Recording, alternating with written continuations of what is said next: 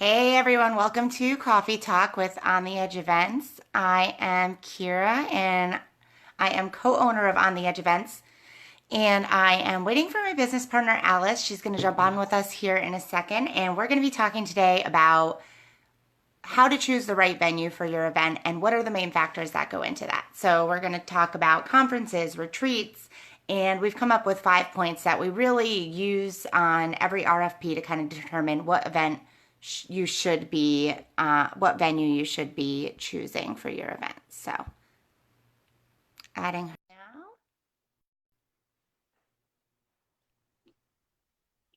Hey, good Hey, morning. good morning. How are So you? it's just good. How are you? Did you have a good weekend? It was good. It was good. It was busy, but in a nice, relaxed, organized way. So, Good. a lot going on, but not too much rushing. How was yours? It was good. Always good to have a nice, relaxing weekend. Weather was good. Fall light finally. Oh, good. Yeah, I know. I love that.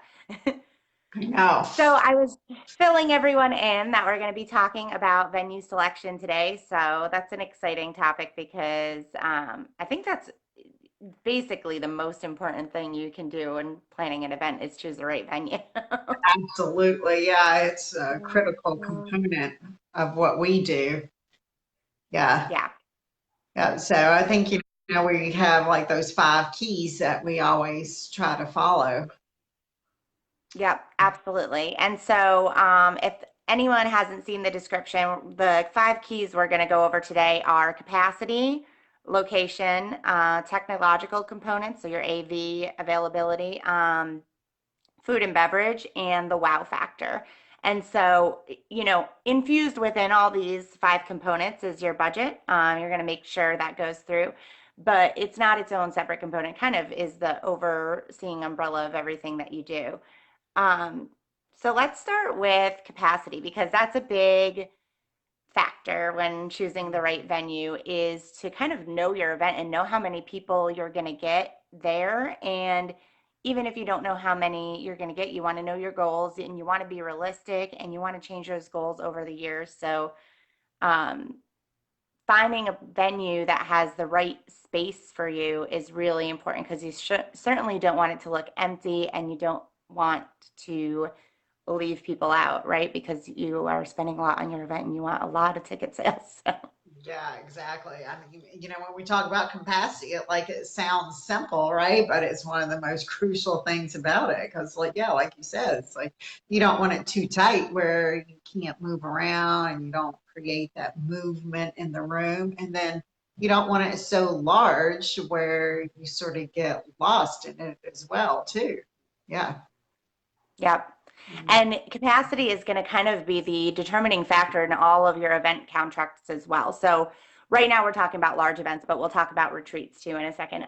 So, if you have an event with and you're expecting 400 people, you're going to base pretty much everything on that. You're going to base your room on that, and your room comes with a fee attached to it. So whether you pay that meeting space fee out of pocket or you pay it in another way, like with your food and beverage or with your hotel rooms that are booked, your capacity is really important. So um, you need to come up with a formula that's going to tell you what the right amount of rooms to block are. You don't want anyone to not be able to stay overnight, but you also don't want to overcommit because then you're going to get stuck in a situation where you have to pay for those extra rooms. So that Mhm. all has to do with how many people are coming to your event as well and the ratio of people that kind of spend the night. So, Right. And, I always think like we always want the right atmosphere because then that generates the energy, right? We're all about generating that energy for an event, yeah. retreat, or workshop, whatever kind of event it's going to be. It's all about the atmosphere and the energy that you're creating around it. Yeah, I completely agree. And even, for retreats, capacity and maybe maybe in this in this capacity. I'm misusing the term because, but your space in retreats is super, super important, perhaps even more important because with a event, you can, a large event, you can sell out and you can rearrange the room and you can change your seating style. But with a retreat, you're trying to create kind of an intimate workshop environment. And so you really need to make sure that your guests are feeling taken care of with their room space and that in your workshop room or meeting room or outdoors, wherever you plan to have your sessions or kind of powwows, whatever kind of retreat it is, you need to make sure that that space is going to be conducive to that. So, Yeah, exactly. Completely agree. Yeah, so the second component with that goes along with just the location. It's like we always say location, location, location. And even, my husband's a builder too. We always, when we talk about housing and selling and that sort of thing, we always talk about location, location. It's all about location. Well, it's no different than an event or a retreat either. And workshops fall into that too. But location, it's, you want to pick it where, for one, it's like really convenient for the clients that you are attracting for them to yeah. come to as well. And I think sometimes that's overlooked also because a lot of people really are flying into events or retreats, because it's like the destination is what appeals to them as well. Yeah, I think the things that people overlook are the me factor, like I'd like something close to my home and I think this area is beautiful, but maybe it's not really easy to get to or it's very expensive for people to travel to. You should really be doing your flight estimates from your three major cities and on your West Coast, East Coast, Midwest, to make sure that the flight prices are okay. When you're going to a retreat, people tend to be want to travel more, and even a conference, they want to travel, they want to see someplace new, but don't confuse that with always having to have this out of the way, kind of difficult to achieve location because there are a million places that are really unique, and we'll talk about that another day. But right in the US or right, very easily accessible in a tropical location, but there are some really unique venues and cities that you would not expect. And if you do the advertising right and you get people excited about where they're going, that's a huge selling factor and you can save a lot of money too. Yeah, exactly. Because I think, when you and I are looking, especially for a retreat, sometimes water is a draw for people as well. Depends on what kind of atmosphere we're trying to create, what kind of retreat that is. But then for a live event, when you're talking about a lot of people that you're incorporating maybe some after hours activities, like we're looking for that rooftop lounge too, right? That creates that atmosphere and it might be overlooking like a certain place. So I think there's so many different elements in that location. Yeah, I think you just have to know your audience. Like, do you have the kind of audience that's going to want to go out at night and go to dinner and bar hop and do all those things and maybe shop during the day? Or do you have an artistic audience that's going to want a lot of museums, maybe get some nearby things to do? Yeah. Do you have an agricultural audience that loves like farm to table and health and Yes. uh, stuff like that? I mean, there are so many different factors. So, everyone loves a blue ocean, but I think there's just a lot more that goes into location. And especially when you're really trying to pin down what your audience is going to like and balance it out with your needs for the actual event as well. Yeah, exactly. And then the third component, I think that when we look at a venue is definitely the technological component of it as well. Oh, Right? yeah, if you want a headache, then try negotiating AV. uh, yeah, that's so true. So like if you're just starting out and you find a venue that offers like a screen right in the room and stuff, that's such an awesome thing to have. Or if you just need a little screen, you're doing a workshop. But once you get into your larger AV, you've got a lot of different components. Like, do you want to use their AV company? Do you want to bring in someone from outside?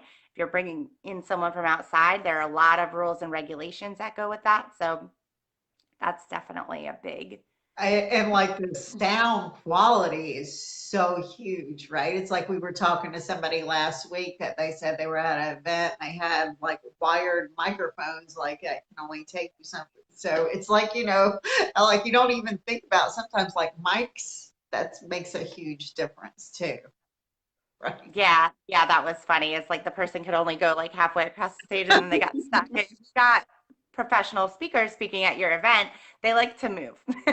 So, Yeah, and I think also that we're really, really good at is knowing that the clients that we have, we're really, really on point with making sure that that room is marked with their logos and their branding. Like clients know who they are and their logo and whether we have a step and repeat for them or whatever that consists of. yeah, that's really, branding is really important. And you want a company, and, um, a lot of the hotel companies are very, very talented as well, but you definitely want to get different quotes and opinions because not only will it help you negotiate and get more for your money, it'll help you to kind of see what's available and out there. So you have, you know, possibly your event only needs the basics right now, but you have a goal and you know where you're going with it. So you can kind of say, can we add a little uplighting here? Can we go to the next level this year? And what will that do for me? So, um, and then the other thing that I just want to bring up quickly, it's kind of a very small thing about the tech companies that was like hotel AV companies just love their podiums. And you really, most of the time, you don't need or want that podium. So don't let them bully you into it because your speakers want to move around, they want to engage, and that thing will just stick them right there. Yes, exactly. Yeah, that's so true. Exactly. Yes. So then our fourth component is what people always leave every event talking about, right? It's our Hmm. food and beverage. So, Yeah. if you have people full and fed, they're going to be happy. Yep. But I think that's a critical element that we do deliver to our clients too, because your food and beverage can take a huge chunk of your budget. And us working with the on-site, just the coordinators of the on-site event, and when we work with them, it's like they're able to help us stay within that client's budgets as well.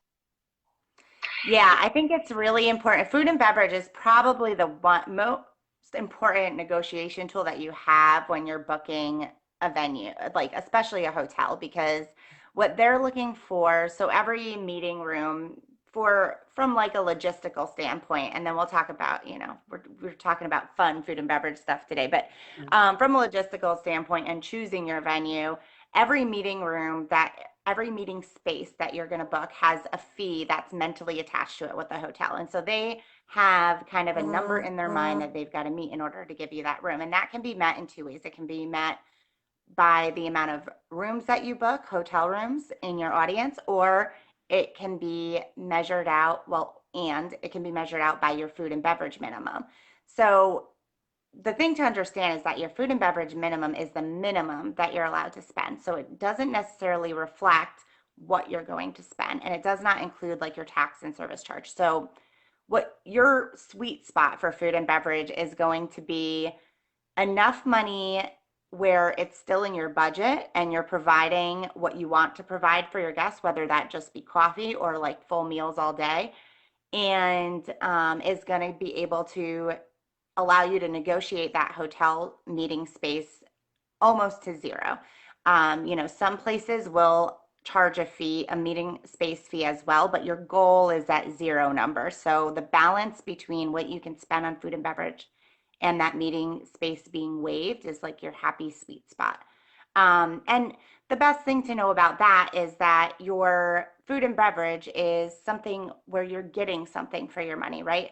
instead of just the meeting space, you're actually getting something that you can provide and enhance the experience. So you want to increase that food and beverage minimum as much as you can afford if that will help you get the meeting space down to zero. Yeah. And then the other side of that, the fun side, is obviously just choosing the best food for your audience. And yeah, Yeah, the right combination, right? That that means everything, really. They're selecting the right combination of the menu and the food for that audience, like you said, with healthy, and actually the healthier you eat, the more you stay awake in the afternoon anyway.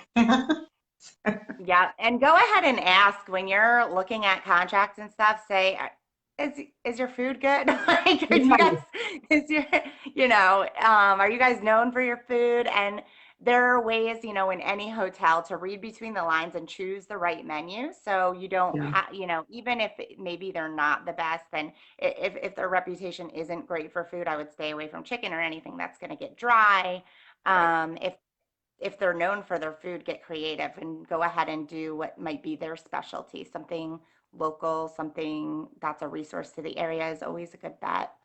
Yeah, And a lot of sometimes we variety. just have to taste sample ourselves for them. Yes, absolutely. That's Let's just it's the make tough sure that part. it's good. Yeah. Let's sample every dessert you have now. Yeah. No, I'm sorry, not that one. Please bring me another. Let's try one more of that. Yes, our clients are gluten free, but we'll just try the chocolate cake just in case. Right. We'll save it for them. So yeah, it's definitely food is definitely a big factor for each event, but we've learned to kind of read between the lines of the menus and see what might be a good fit. But Exactly. Food goes all across the board too. It's like even when I was, even for our weddings, ours or our kids or whatever, it's like, what is the main thing people remember? It's the food. It's the same thing at an event, retreat. And, I remember somebody come to me because I make sure that especially at our retreats, that the food is amazing. That's what they remember most. But I remember one girl coming to me after the retreat. She's like, "Oh my God, your food is so good." Last retreat, it's like I felt like I was starving to death and there was like no food around. I'm like, yeah, people have to be fed and happy. They remember that, right?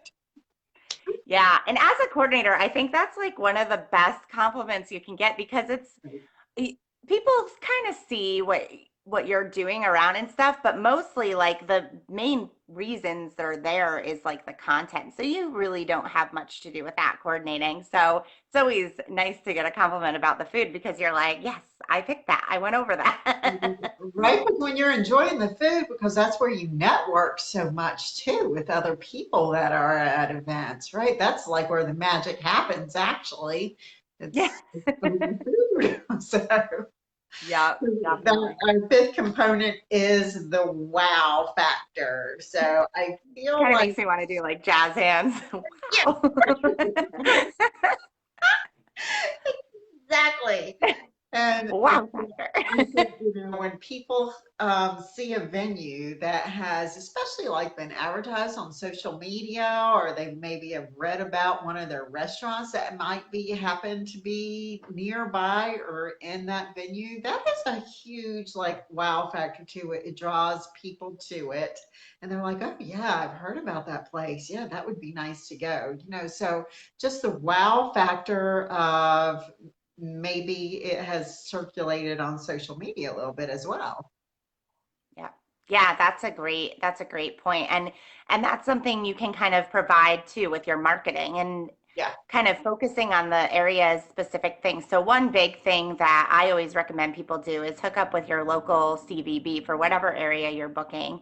And that's your kind of your tourism meeting group in that area, and they have all the information on the area. They can tell you what there is to do around, and that can really help with your marketing and getting people there.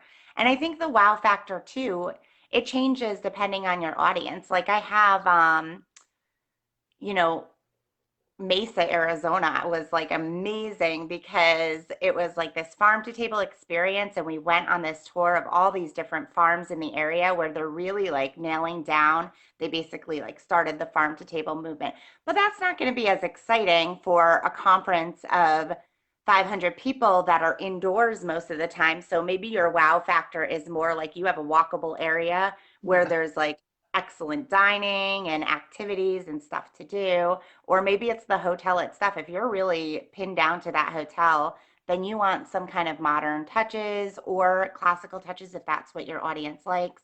But things to do within the property so that people don't have to leave too much if there's not a lot of time. So your Yeah, wow factor can change. But exactly. I love that. That gets me so excited for our topic for next week too. So, yeah, me too. Yeah, definitely excited. So next week, we're actually going to talk about some unique venues that we have been to, that we've seen, some cities we've been to that you would be like, what? I didn't know that they had that stuff, or cities that are obvious, but we've been to a really cool venue there. And we're going to talk about that from a retreat aspect and a conference aspect. So that'll be a really fun topic to discuss. yeah, I look forward to it. So that's why we gave you guys the five components today, because it just sort of rolls into what we are going to bring to you next week about where Kira and I have hosted some events, retreats, and workshops that may be of interest for you if you're looking now and if you're looking for 2020 to start thinking about your own event, your workshop retreats, because it does take actually some time to plan it out, get it out to your audience.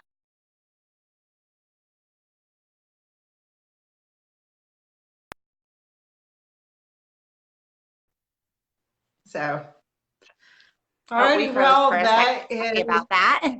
I know.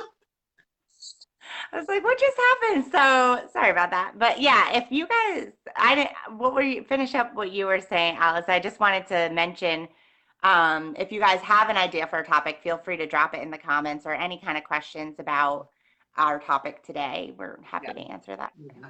I was just telling them it's so important to get that time period, make sure that you're allowing enough time to plan out the retreat and the event. Yeah. Oh, definitely. Yep. So thank you everyone for being on today, and we will see you next week. All right, sounds good. Bye. Bye.